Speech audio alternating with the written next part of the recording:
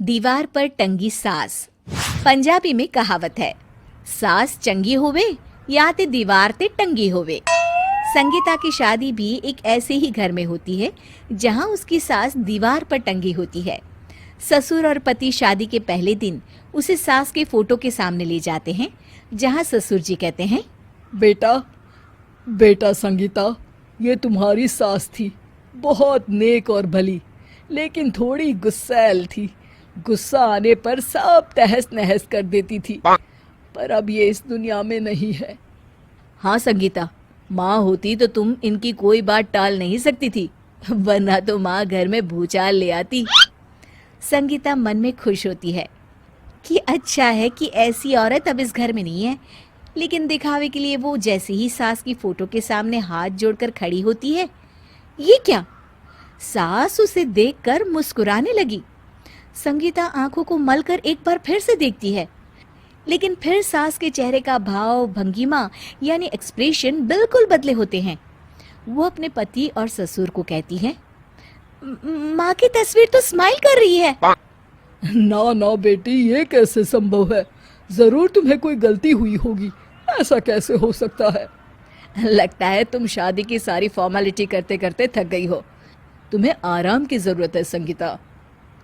खैर, सारे संगीता की बात को इग्नोर कर कमरे में चले जाते हैं। वैसे सास की फोटो पर एक्सप्रेशन एक के बाद एक बदलते ही रहते हैं। सुबह होती है, पति और ससुर को काम पर भेजकर संगीता कमरे की सफाई करने में लग जाती है कि तभी उसे आवाज आती है, टेबल ठीक से साफ करो। ऐसे भी कोई टेबल साफ करता है? इससे अच्छा तो ये गंदा ही था।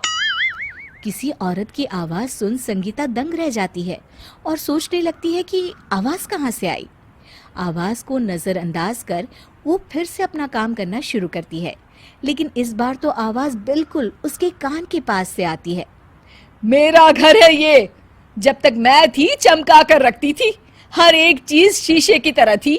तुम्हें तो ना सफाई आती है ना कुछ पता है। क्यों तुम्हें मेरे घर की जिम्मेदारी दे दी गई है? पता नहीं तुम में मेरे बेटे को क्या दिखाई दिया। मैं होती तो एक से बढ़कर एक लड़कियों की लाइन लगा देती। अब संगीता को समझने में देर नहीं लगी कि ये आवाज किसी और की नहीं बल्कि उसकी सास की है, जो दीवार पर टंगी है।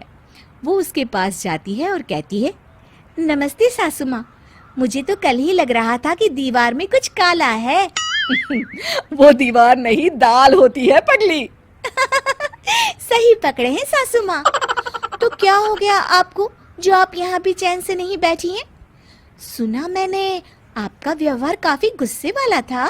चुप रह तू, ज्यादा बकर बकर ना कर। घर का काम करना तो आता नहीं, आई है मुझसे बहस करने। हाँ देखिए सासू माँ, मैं आपसे साफ साफ कह देती हूँ, मुझसे पंगा लेने की कोशिश मत करिएगा।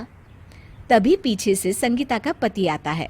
अरे संगीता, किससे बात कर रही हो? कौन है वहाँ? संगीता की सास की फोटो फिर से पहले जैसी हो जाती है। आपकी माँ से कह रही थी कि मुझे काम करना आता। अरे संगीता, माना सास के ताने हर बहू को अच्छे लगते हैं, लेकिन यहाँ तो माँ है ही नहीं, तुम तो फोटो से ही। तुम भी लाजवाब हो संगीता। किसी को विश्वास नहीं होता कि संगीता अपनी मरी हुई सास की फोटो से बात करती है। वहीं आए दिन संगीता की सास संगीता को किसी न किसी बात पर आते जाते ताने देती।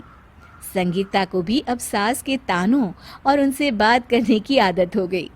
वो कभी खानदान की कहानी तो कभी तीज त्योहार कैसे मनाए या किसी व्यंजन की रेसिपी सास से ही पूछती। सारा दिन घर में अकेली संगीता की सास अब उसके लिए तानों के साथ पक्की साथी की तरह भी रहने लगी थी, जो किसी और को नहीं बल्कि संगीता को ही सुनाई देती। तो देखा आपने, सास बहू का रिश्ता हर रिश्ते से ऊपर होता है, फिर चाहे वो खट्टा हो या मीठा।